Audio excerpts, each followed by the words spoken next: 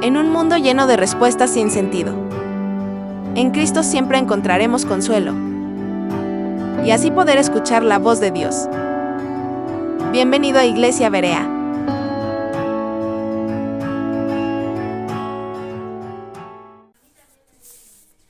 Hoy vamos a comenzar una serie que es acerca de qué es la iglesia. Vamos a estar viendo temas sobre qué es la iglesia, cómo funciona la iglesia, quiénes conforman la iglesia. Y bueno, vamos a comenzar. Nuestro tema de hoy es ¿qué es la iglesia? Sabemos que Dios se mueve a través de principios bíblicos. Y un principio bíblico es una verdad infalible, una verdad absoluta y prácticas que se encuentran en la palabra de Dios. Que si nosotros las aplicamos a nuestra vida cotidiana, pues nos ayudan a saber cómo actuar. Así que hoy vamos a ver que Dios a través de este tema nos lo dejó como un principio. O sea, hay conceptos y hay principios. Un concepto es lo que yo pienso o lo que yo creo, que significa que es la iglesia, pero un principio bíblico es algo que ya estableció Dios. Entonces, hoy vamos a ver en realidad qué es la iglesia, a qué se referirán las escrituras cuando nos habla acerca de la iglesia. A menudo cuando escuchamos la palabra iglesia, nuestra mente lo asocia con un lugar, ya sea un edificio, un terreno, un local, un salón, donde hay luces, pantallas, sillas, escenarios, salones, etc. Pero ese lugar, o sea, la gente o nosotros lo entendemos como que es el lugar en donde nos reunimos. Pero ¿a esto se referirá la escritura cuando habla acerca de la iglesia? Hoy vamos a ver a la luz de las escrituras lo que realmente es la iglesia. Y la primera mención en la palabra de Dios acerca de la iglesia está en el libro de Mateo, en el capítulo 16. Quiero que vayamos a Mateo 16 y vamos a leer el contexto, desde el versículo 13 al 18. Dice la palabra: Al llegar a la región de Cesarea de Filipo, Jesús preguntó a sus discípulos: ¿Quién dice la gente que es el Hijo del Hombre? Ellos dijeron: unos dicen que es Juan el Bautista, otros que es Elías, y otros que es Jeremías o alguno de los profetas. Él les preguntó: ¿y ustedes? ¿Quién dicen que soy yo? Simón Pedro respondió: Tú eres el Cristo, el Hijo del Dios viviente. Entonces Jesús le dijo: Bienaventurado eres, Simón, hijo de Jonás, porque no te lo reveló ningún mortal, sino mi Padre que está en los cielos. Y yo te digo que tú eres Pedro, y sobre esta roca edificaré mi iglesia, y las puertas del Hades no podrán vencerla. Pedro comprendió que Jesús era el Cristo, el Hijo del Dios viviente, porque el Padre se lo había revelado. Entonces Dios une la revelación de quién es el Hijo con la de la iglesia. Esa es la primera mención que habla acerca de la iglesia. Y vamos a ver en Efesios 5, vamos a ver la otra parte de esta revelación acerca de la iglesia.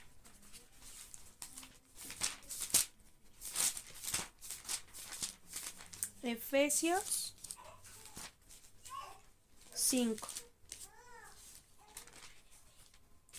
Y vamos a leer desde el versículo 21.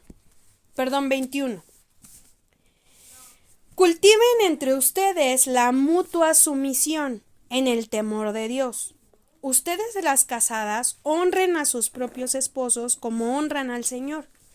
Porque el esposo es cabeza de la mujer, así como Cristo es cabeza de la iglesia, la cual es su cuerpo y él es su Salvador. Así como la iglesia honra a Cristo, así también las casadas deben honrar a sus esposos en todo. Esposos, amen a sus esposas, así como Cristo amó a la iglesia y se entregó a sí mismo por ella, para santificarla. Él la purificó en el lavamiento del agua por la palabra, a fin de presentársela a sí mismo como una iglesia gloriosa, santa e intachable, sin mancha ni arruga ni nada semejante. Así también los esposos deben amar a sus esposas como a su propio cuerpo. El que ama a su esposa se ama a sí mismo. Nadie ha odiado jamás a su propio cuerpo, sino que lo sustenta y lo cuida como lo hace Cristo con la iglesia, porque somos miembros de su cuerpo, de su carne y de sus huesos. Por eso el hombre dejará a su padre y a su madre y se unirá a su mujer, y los dos serán un solo ser. Grande es este misterio, pero yo digo esto respecto a Cristo y a la iglesia. Vemos que la iglesia en este libro de Efesios es representada como una esposa. Y hay ciertas actitudes que debemos de cumplir o que se deben de llevar a cabo. Por ejemplo, en el versículo 21 dice, cultiven entre ustedes la mutua sumisión. Entonces, la iglesia debe de tener como rasgo que sea sumisa ante nuestra autoridad, que es Cristo. La iglesia también debe de honrar. Honrar significa gloria. Y esto implica alabar,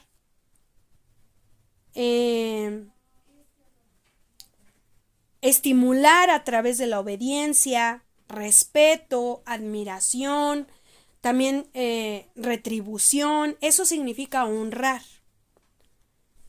Dice que también debemos de amar, como iglesia debemos de amar. En el verso 26 dice que Jesús hace todo esto por la iglesia, que es la esposa. Jesús en su practicidad compara lo que hacemos como novias preparándonos para el casamiento. Cuando nos vamos a casar,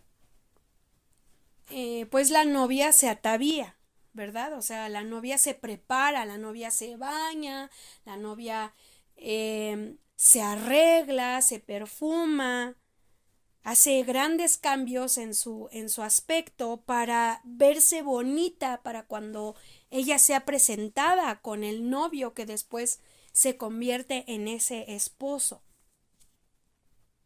Ojo, no nos casamos diario, ¿verdad? O sea, no es que vayamos por la vida casándonos diario, no, nos casamos una vez y para siempre.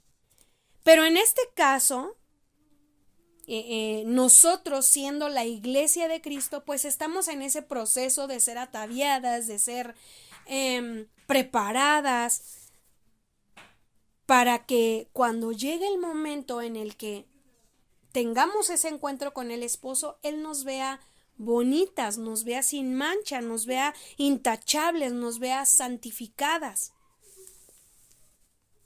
Amén. Nos dice en Mateo 16, 18 que Jesús le dijo a Pedro, sobre esta roca edificaré mi iglesia. ¿Y quién es la roca? Jesús es la roca. Jesús es el fundamento, Jesús es la cabeza, Jesús es nuestro Salvador. En Él está fundamentada la iglesia. En griego, la palabra roca significa, bueno, la palabra griega es Petra.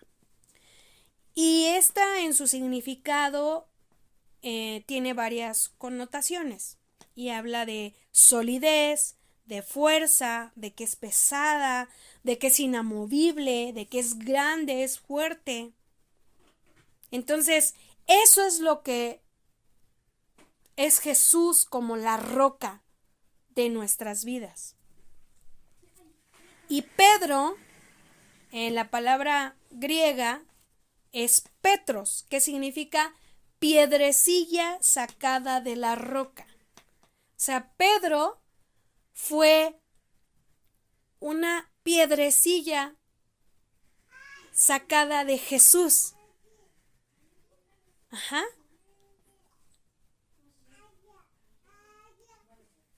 Dios le da a Pedro la primera mitad del gran misterio, el cual es Cristo y la iglesia, en Mateo 16, 18.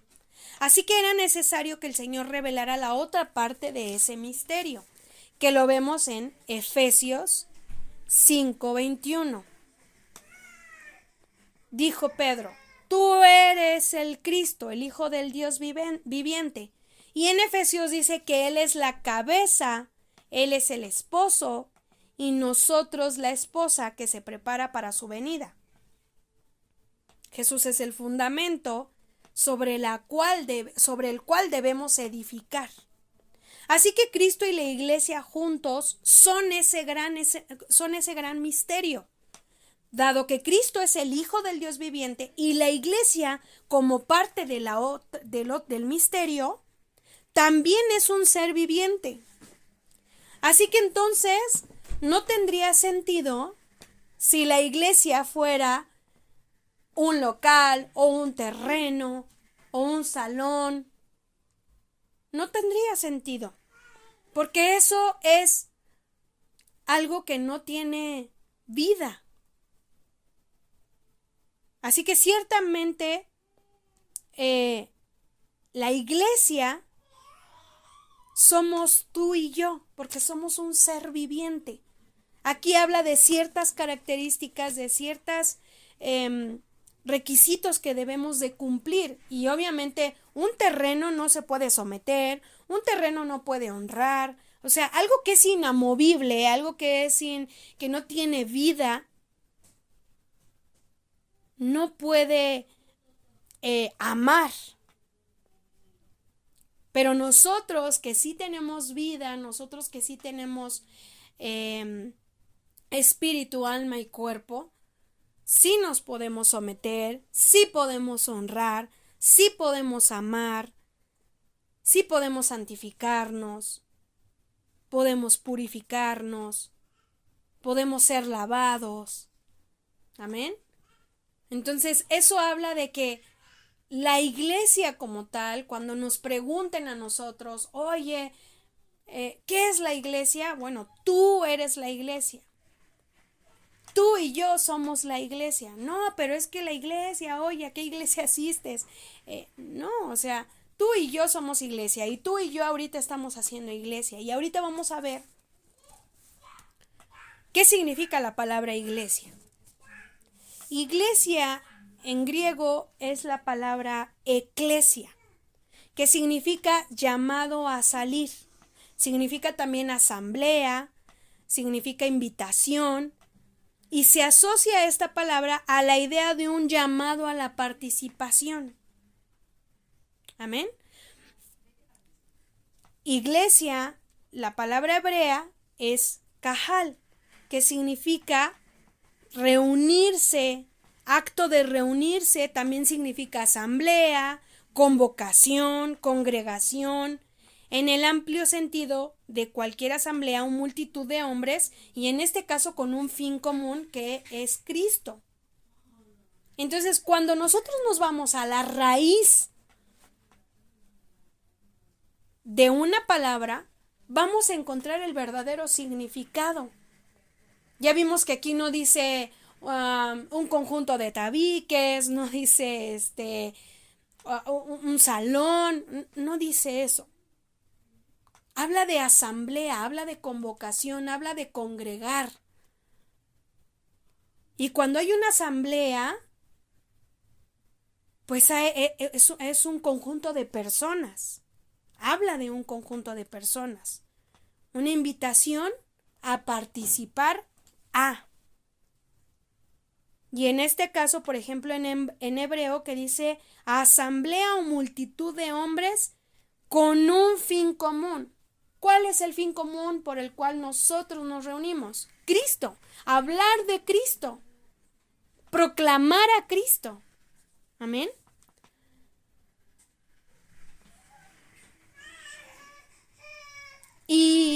cuando habla de esta asamblea, es una reunión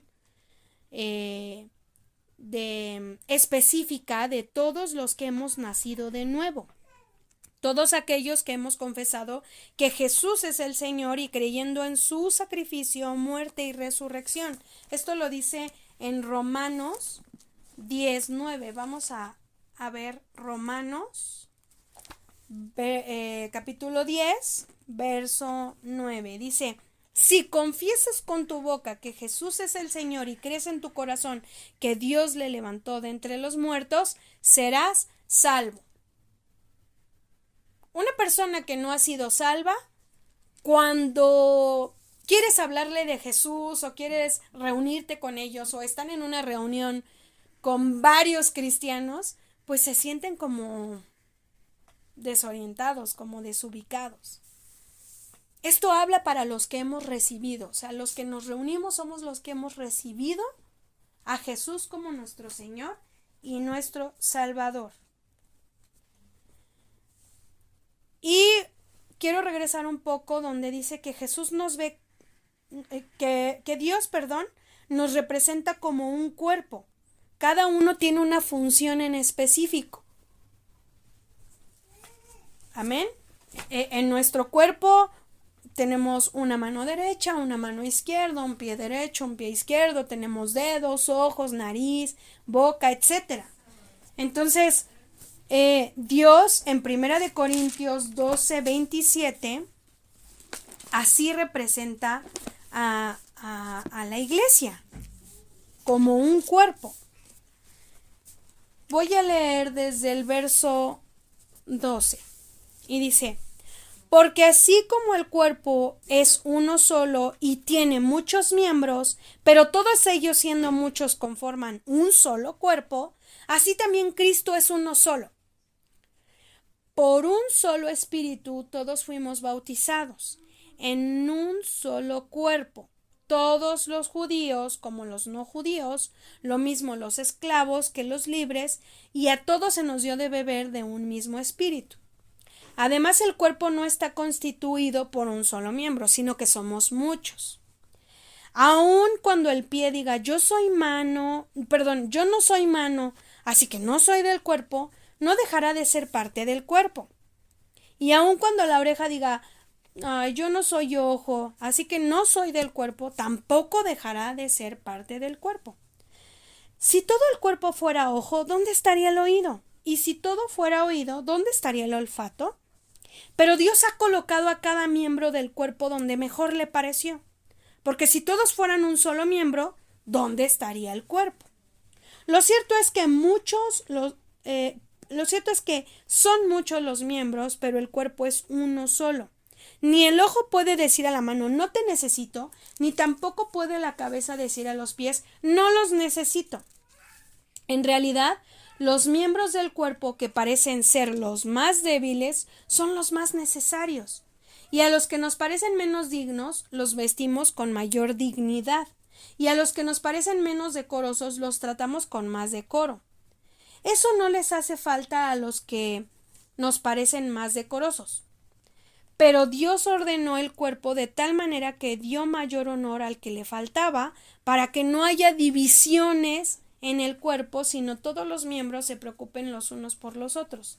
De manera que si uno de los miembros padece, todos los miembros se conduelen, y si uno de los miembros recibe honores, todos los miembros se regocijan con él.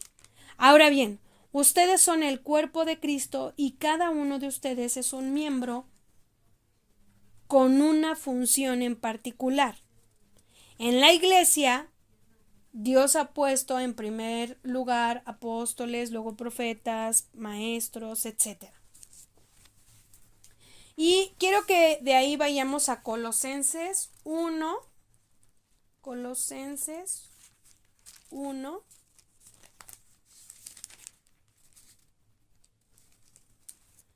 Del 18 vamos a leer al 23. Y aquí vamos a ver cómo es que se relaciona que la iglesia es el cuerpo de Cristo. Dice: Él es la cabeza del cuerpo, que es la iglesia. Él es el principio, el primogénito de entre todos los muertos para tener la preeminencia en todo.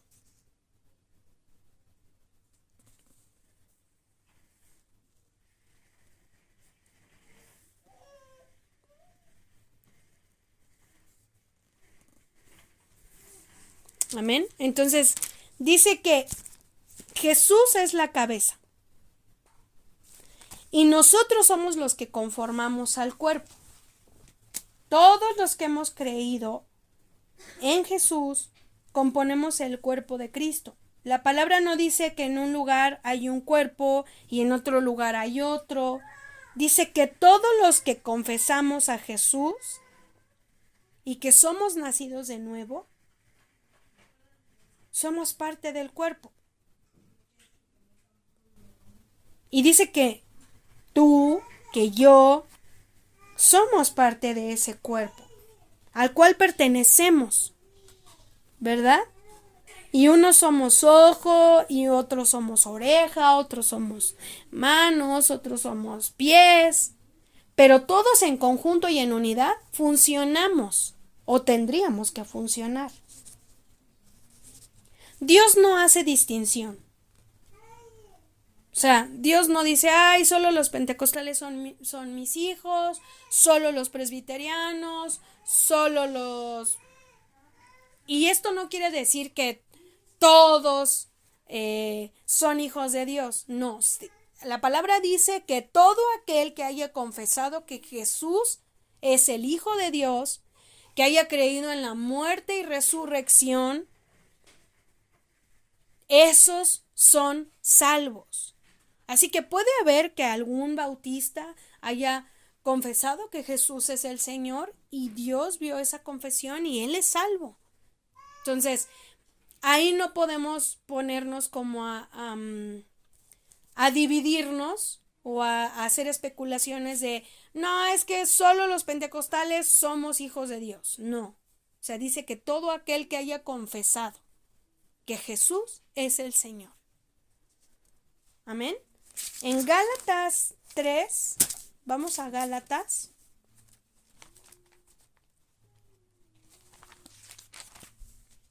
Gálatas 3, versos 26 al 28 dice, pues todos ustedes son hijos de Dios por la fe en Cristo Jesús. Porque todos ustedes, los que han sido bautizados en Cristo, están revestidos de Cristo. Ya no hay judío ni griegos, no hay esclavo ni libre, no hay varón ni mujer, sino que todos ustedes son uno en Cristo. Pablo iba y predicaba, Pedro iba y predicaba a personas griegas, a personas de otra, que profesaban otro tipo de creencias, ¿no? Tenían otros ídolos, pero una vez que ellos confesaron, fueron parte del cuerpo de Cristo. Amén. Son parte de la iglesia. Quiero que me acompañes a Romanos 12:4. Romanos 12, versos 4. Y aquí habla de cómo, aunque somos muchos, todos somos parte del cuerpo, ¿verdad? Dice, porque así como en un cuerpo hay muchos miembros y no todos los miembros tienen la misma función, así también nosotros, aunque somos muchos, formamos un solo cuerpo en Cristo. Y cada miembro está unido a los demás. Entonces, por ejemplo, aquí el enemigo siempre ha tratado de dividirnos, ¿no? Que tu iglesia, ¿tú a qué iglesia perteneces? No, ¿tú a qué iglesia perteneces? Y entonces, no, como yo ya me salí de esa iglesia, entonces ya no son mis hermanos. No, claro que son nuestros hermanos. Porque lo que Dios ve es la sangre de su Hijo.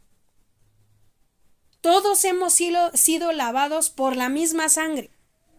La Escritura no dice que, ay, Jesús solamente derramó su sangre por los bautistas. No. O sea, Jesús derramó su sangre por todos. Dios entregó a su Hijo por todos, ¿verdad? Dice, porque de tal manera Dios mandó a su único Hijo para que todo aquel que en él crea no se pierda, mas tenga vida eterna.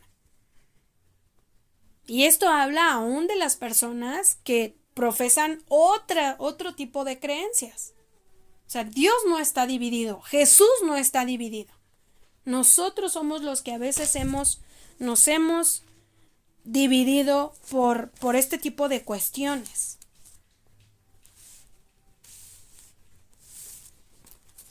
Y eso lo vamos a ver en Primera de Corintios 12.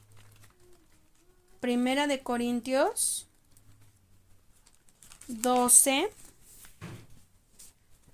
que leímos al principio, ¿no? Dice, porque así como el cuerpo es uno solo y tiene muchos miembros, pero todos ellos, siendo muchos, conforman un solo cuerpo, así también Cristo es uno solo. La palabra dice que son muchos miembros. Eso quiere decir que los presbiterianos, los bautistas, alguno que otro que profesa o profesó en algún momento el catolicismo, pero ahora es un convertido, ha creído en esta verdad de Cristo, ha creído que Jesús derramó su sangre por él y se ha arrepentido de sus pecados, es un nacido de nuevo. Entonces ese también pertenece al cuerpo. Lo que pasa es que Satanás siempre nos ha querido dividir como iglesia.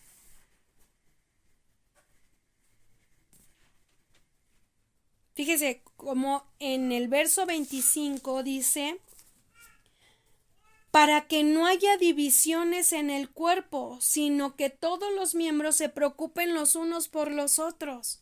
Ay, no, es que yo ya no pertenezco a la iglesia tal, entonces dejo de ver. A veces los pastores cometen el error a menudo de no les hablen a los hermanos.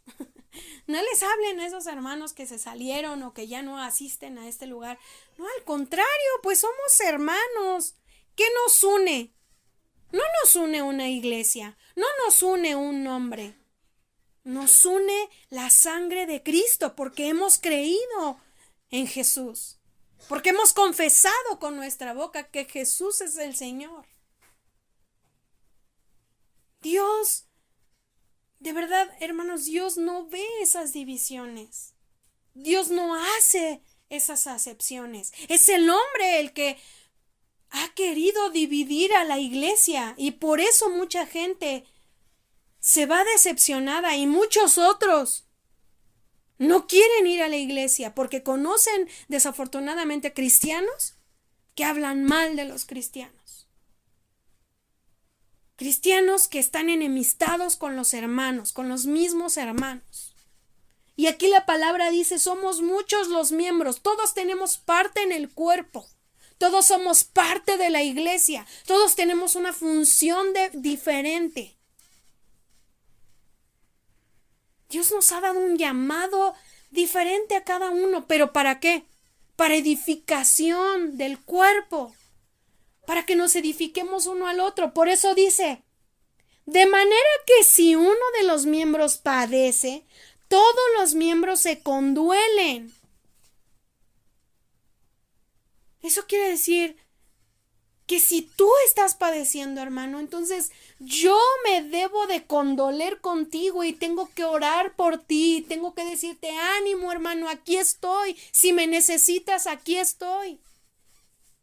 No pertenecemos a la misma congregación, tenemos diferentes pastores, pero aquí estoy, mi oración aquí está, mi ayuda aquí está, ánimo. Sí se puede. Vamos a salir adelante. Porque todos somos parte de un cuerpo, hermano. Amén. Dice, y si uno de los miembros recibe honores, todos los miembros se regocijan con él. Qué difícil es celebrar la victoria de un hermano. Qué difícil. En estos tiempos y en y en otros tantos, de verdad, ha sido bien complicado alegrarme porque el hermano está saliendo adelante. Alegrarme porque el hermano está cumpliendo con el llamado y el propósito de Dios. ¿Por qué? Porque es lo que Satanás ha sembrado en nuestras vidas, lo que le hemos permitido al enemigo que se meta a la iglesia, la división, el egocentrismo, el orgullo, la soberbia. Pero todos somos parte de un cuerpo, hermano. Así que hoy que sabemos qué es la iglesia no es el punto de reunión, no es el local en donde nos congregamos, no es el terreno que acabamos de comprar, no es el salón que estamos rentando. Esa no es la iglesia.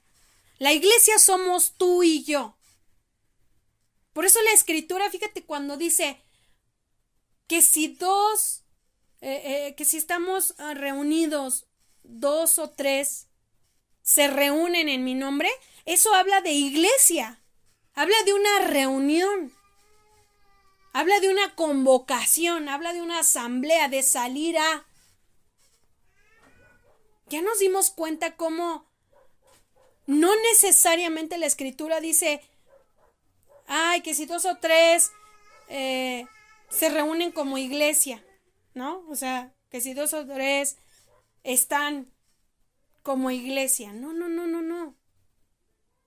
Cuando nosotros en realidad vamos a la raíz del significado de esta palabra, y de esta y de muchas otras, por eso es necesario que meditemos en la escritura, por eso es necesario que estudiemos la escritura, porque vivimos de conceptos. Es que yo me reúno en tal iglesia. No, hermano, tú eres la iglesia. Tú perteneces a la iglesia de Cristo, a la iglesia de Cristo universal. No a una congregación en específico, no a un nombre, no a un pues sí, estos que les llaman los presbiterianos, los bautistas, no a una denominación. No, pertenecemos a la iglesia universal de Jesucristo.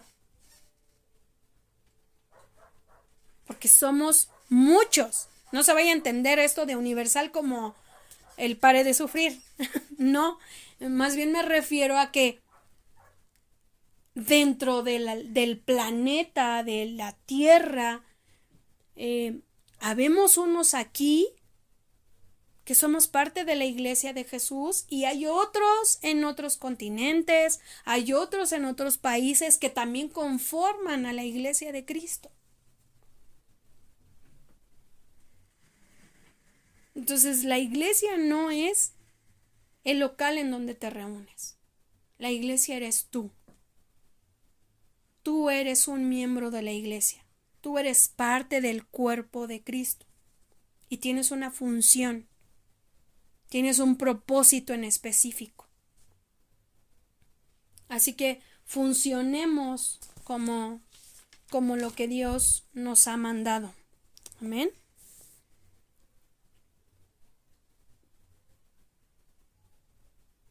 Después de conocer estas verdades de Dios, nos damos cuenta que la iglesia no es un lugar, sino no es algo material, no es una construcción. Iglesia somos los miembros que conformamos una asamblea o una reunión con un mismo fin. Eso que hacemos los miércoles, eso que hacemos los domingos, eso que a veces nos reunimos con nuestra familia y podemos compartir de Cristo y podemos compartir de su palabra, estamos haciendo iglesia. Así que espero que les haya quedado claro este tema. Es nuestro primer tema de qué es la iglesia, y ya les enseñé un poco más o menos de quién conforma la iglesia. Amén. Vamos a orar. Dios, te damos gracias. Gracias, Padre, por tu palabra.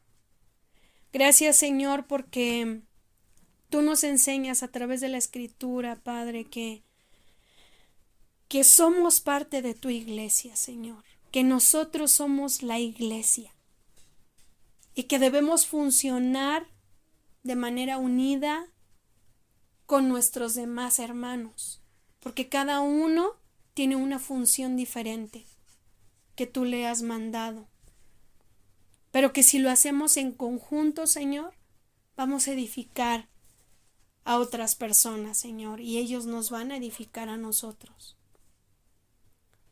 Te damos gracias por este tiempo, Señor. Bendecimos tu palabra, bendecimos lo que tú nos estás enseñando, bendecimos a cada uno de los oyentes, Señor. Gracias por hablar a nuestros corazones. Gracias, Espíritu Santo, por llevarnos a toda verdad. Gracias, Jesús, por habernos lavado con tu sangre y hacernos parte de esta familia en Cristo. Te damos a ti, Dios, toda la gloria y toda la honra en el nombre de Jesús. Amén.